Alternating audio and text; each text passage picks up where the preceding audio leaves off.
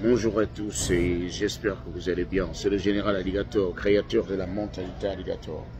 Alors, je voulais passer une petite communication sur vous rappeler encore du rapatriement massif promis par le futur président des États-Unis, Donald Trump.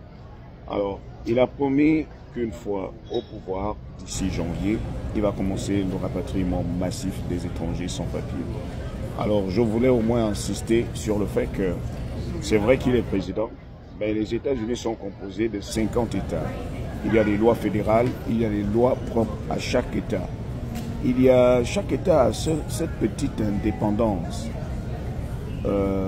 Chaque État peut décider de bouder, parce que comme vous le savez déjà, il y a certains États dits bleus, les États des démocrates, les États comme Massachusetts, qui, à la tête de Massachusetts, se trouve un gouverneur qui a décidé de ne pas accompagner Donald Trump dans son délire. Elle dit qu'elle ne va pas accepter qu'il y ait un rapatriement massif dans son État. Donc elle ne va pas collaborer. Il y aura des États comme ça qui vont essayer de bouder, mais comme les États-Unis sont composés de 50 États et qu'il y a des lois fédérales, il y a des lois où l'État est obligé de fléchir les genoux. L'État est obligé d'obéir.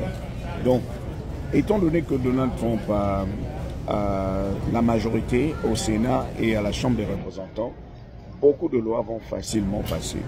Donc, certains États qui refusent aujourd'hui d'accompagner Donald Trump dans ce délire, dans ce rapatriement massif, seront obligés de subir une certaine pression, parce qu'il faut bien subir une certaine pression, sinon un certain chantage.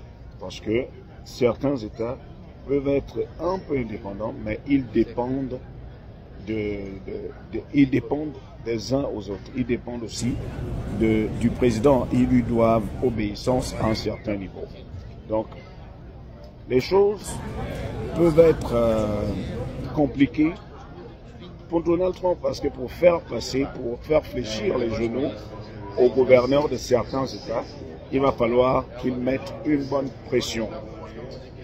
Mais comme vous le savez, moi, le meilleur conseil que je peux vous donner, peu importe le président qui est au pouvoir, la meilleure façon de fonctionner, c'est de rester dans son couloir.